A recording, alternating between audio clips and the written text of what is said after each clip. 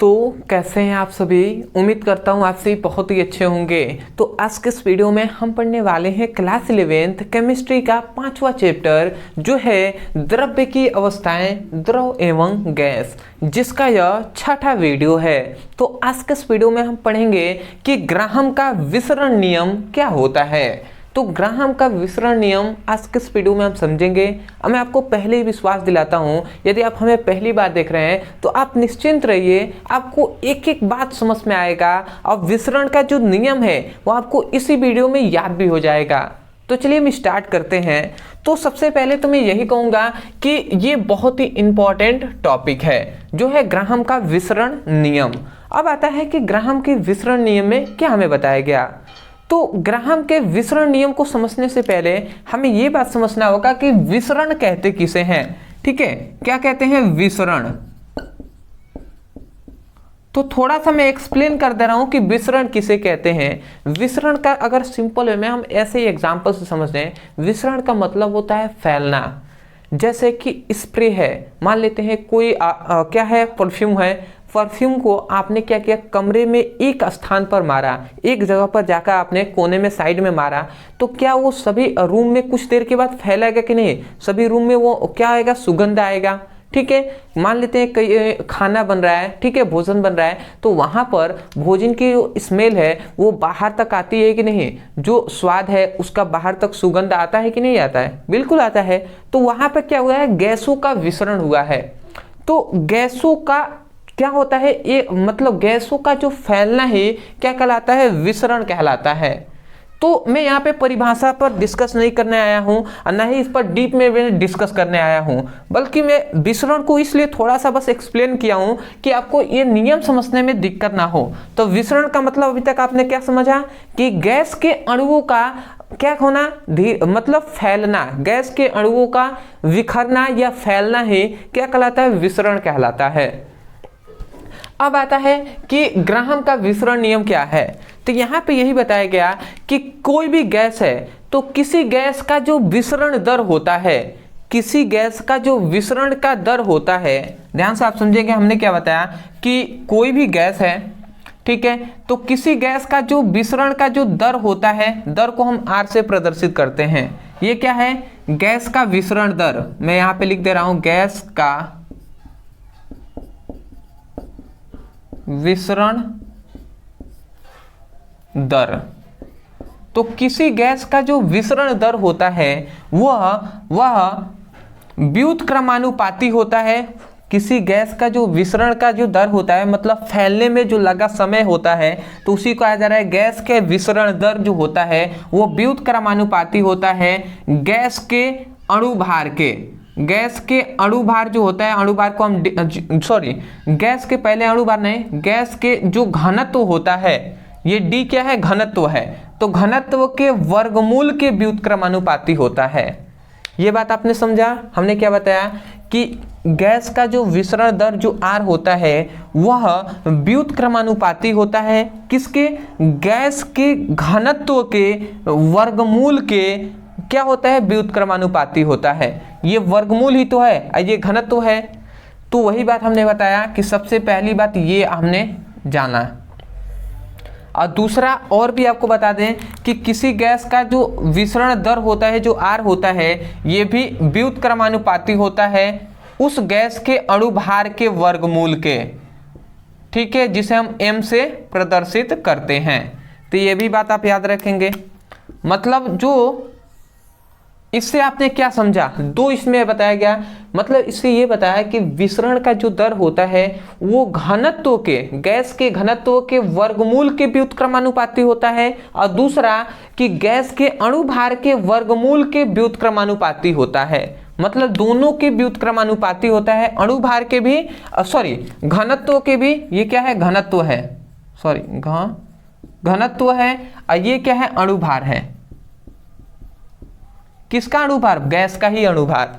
तो सबसे पहली बात विसरण नियम आपने समझा। विसरण नियम में हमें यही बताया गया कि इस नियम में हमें यही बताया गया कि किसी गैस का जो विसरण दर होता है वह गैस के घनत्व के वर्गमूल के व्युत्क्रमानुपाती होता है।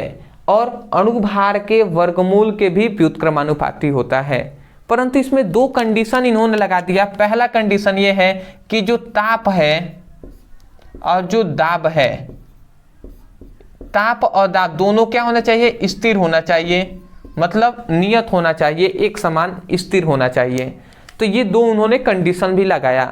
तो चलिए हम नियम को लिख रहे हैं। नियम को जब हम लिखेंगे तो ध्यान से समझिएगा, ठीक है, और उसके बाद आप समझेंगे ना तो आपको याद हो जाएगा। हम यही लिखेंगे सबसे पहले कि इस नियम के अनुसार, हम लिखेंगे इस नियम के अनुसार। इस नियम के अनुसार का मतलब ग्राहम के विसरण नियमों के अनुसार स्थिर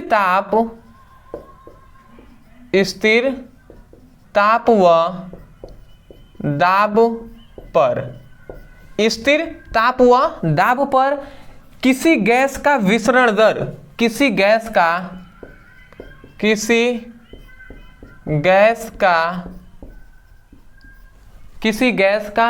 विसरण दर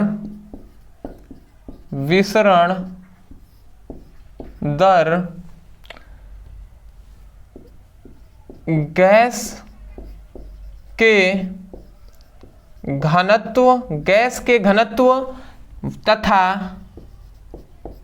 अणुभार, गैस के घनत्व और तथा अणुभार के वर्गमूल के, ये दोनों का वर्गमूल है, तो वर्गमूल के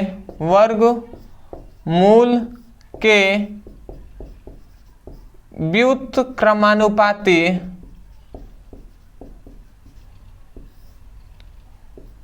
होता है। यहीं पे मैं लिख दे रहा हूं, ठीक है। तो यही हमने लिख दिया है। मैं आशा करता हूं आपको समझ में आ गया होगा।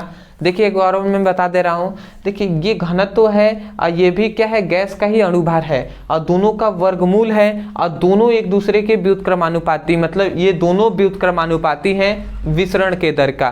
तो हम यही कह रहे हैं कि ग्राहम के विसरण नियमों के अनुसार स्थिर ताप व दाब पर किसी गैस का घनत्व और किसी गैस का अणु भार के वर्गमूल के व्युत्क्रमानुपाती होता है।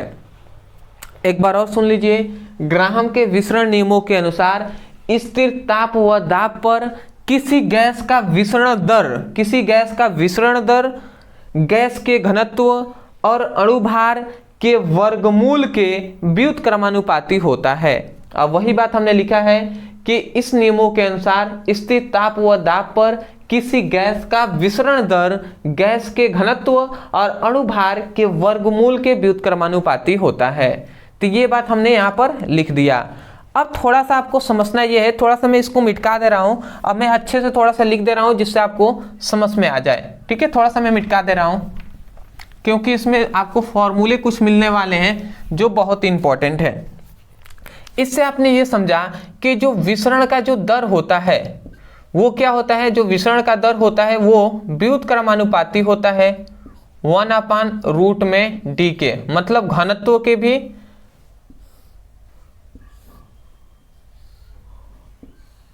और एक और बात कि विसरण का जो दर होता है वो व्युत्क्रमानुपाती होता है 1/√m के, मतलब अणु भार के।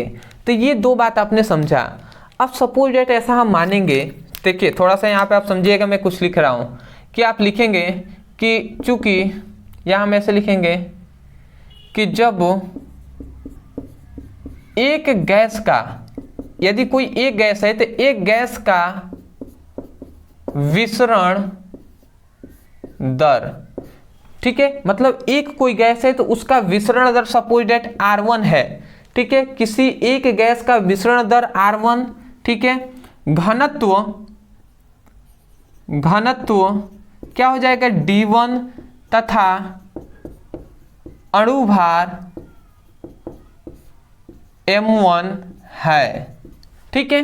मतलब कोई यदि एक कोई गैस है तो उसका विसरण दर R1 है, घनत्व D1 है, तो अणुभार M1 है, ठीक है। तथा दूसरी कोई गैस है तो दूसरी गैस का विसरण दर, दूसरी गैस है तो दूसरी गैस का विसरण दर R2 हो जाएगा, घनत्व क्या हो जाएगा, घनत्व D2 हो जाएगा तथा अणुभार क्या हो जाएगा, अणुभार M2 है, मतलब M2 हो जाएगा।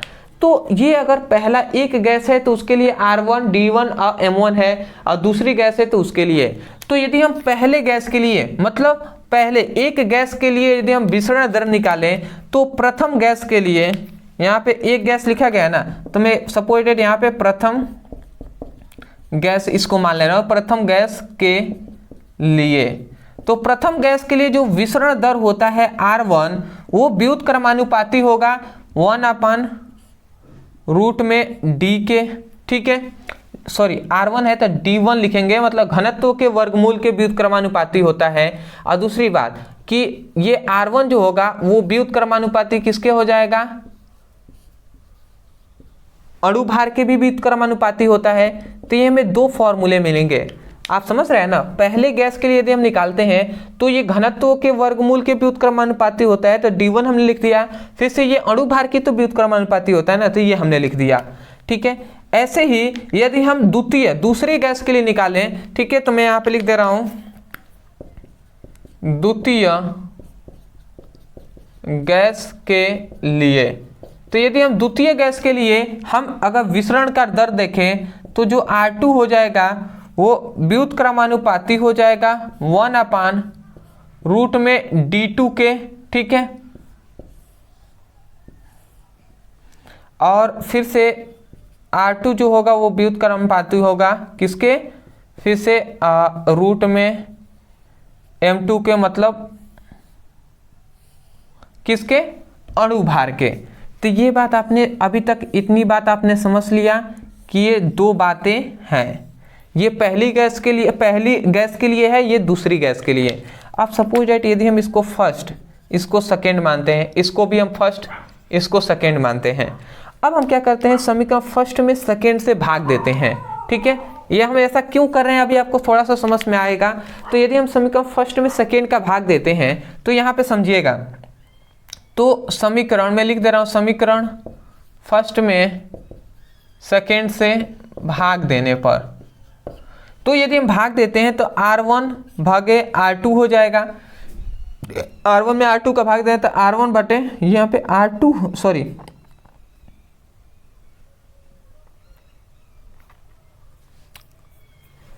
मिस्टेक हुआ है क्या,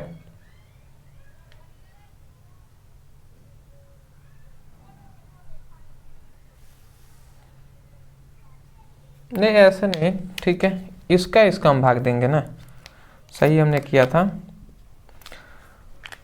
समीकरण फर्स्ट में फर्स्ट का भाग, इसको समीकरण फर्स्ट सेकेंड, इसको थर्ड मानते हैं हम, ठीक है, थोड़ा सा समझिएगा, इसको हम फोर्थ मानते हैं, ठीक है।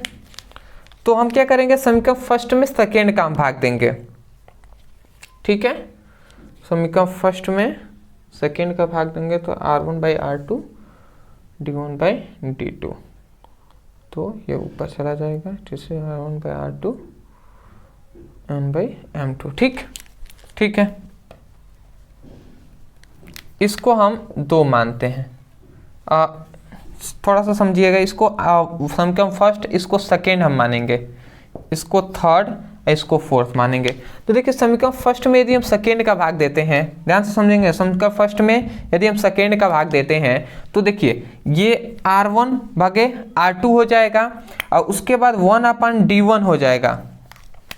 ये क्या हो जाएगा, व्युत्क्रमानुपाती का चिन्ह हम लिखते हैं 1/, मैं लिख देता हूँ यहाँ पे इस कलर से ही, 1/रूट में D1, फिर से 1/रूट में D2, ये हमने लिख दिया। अब आप जानते हैं थोड़ा सा यहाँ पे क्या होगा, ये वाला चल जाएगा ऊपर गुणा कराएगा, ये वाला इसमें गुणा कराएगा, ऐसा ही तो होता है ना। तो यहाँ से एक फॉर्मूला मिलेगा जो है कि R1/R2, और ये क्या है, व्युत्क्रमानुपाती का चिन्ह है। यहाँ पे देखिए ये अगर ऊपर चला जाएगा तो ये D2 हो जाएगा और बटे D1 हो जाएगा। अब आप थोड़ा सा यहाँ पे मैं आपको एक और चीज़ समझा रहा हूँ, क्या कि देखिए ये R1 है और ये R2 है, समानुपाती का चिन्ह हटता है, इक्वल का चिन्ह आता है, तो यहाँ पे एक नियतांक आएगा ऊपर भी और इसका भी, दोनों पर नियतांक एक आएगा। ठीक है, और ये D2 हो जाएगा, ये D1 हो जाएगा। तो देखिए ये k से k कैंसिल हो जाएगा, तो इसीलिए k हमने पहले ही यहाँ पे कटा देना चाहिए था। यहाँ पे एक नियतांक आया होता और यहाँ पे तो k से k कैंसिल हो गया होता। तो मैं आपको बस केवल समझाने के लिए मैंने ऐसे बताया। यहाँ पे कुल मिला जुलाकर इक्वल का चिन्ह आ जाता है। ठीक है, क्योंकि k से k कैंसिल हो गया, ये शॉर्ट में आप समझ जाइएगा। ठीक है, नियतांक।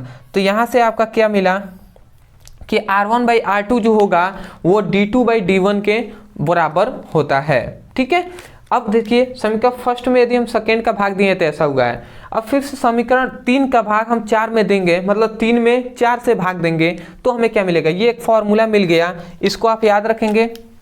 और एक और फॉर्मूला हम यहाँ से देख लेते हैं, 3 में 4 का भाग देंगे तो ये देखिए R1, मैं इस कलर से लिख दे रहा हूँ, समीकरण 3 में भाग दिया जाएगा किससे, 4 से। ठीक है, तो हम देखते हैं तो ये R1 और बटे इधर क्या हो जाएगा R2।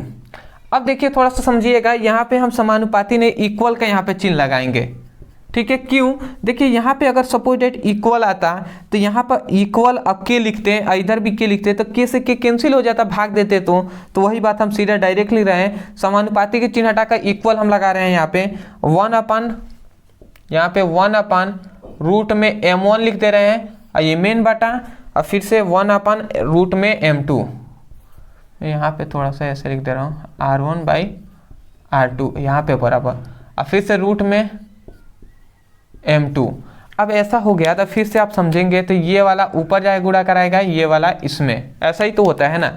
तो ये फिर से R1/R2 और बराबर क्या हो जाएगा, रूट में m2/m1। ठीक है, तो ये आपका फिर से एक और फॉर्मूला मिल गया जो है ये। ठीक है, यहाँ पे देखिए एक मिस्टेक हमने किया था कि यहाँ पे रूट लगाना हम भूल गए थे, तो ये रूट आप लगा लीजिएगा। ठीक है, यहाँ पे हमने लगा दिया है। तो ये आपको फॉर्मूला मिलता है, मैं आशा करता हूँ आपको समझ में आ रहा होगा। ठीक है, तो ये हुआ आपका, ये 2 फॉर्मूले आपके लिए इंपॉर्टेंट हैं, तो ये आप नोट्स में लिख लीजिएगा। स्क्रीनशॉट सबसे पहले आप ले लीजिए। ठीक है, ले लिए हैं स्क्रीनशॉट।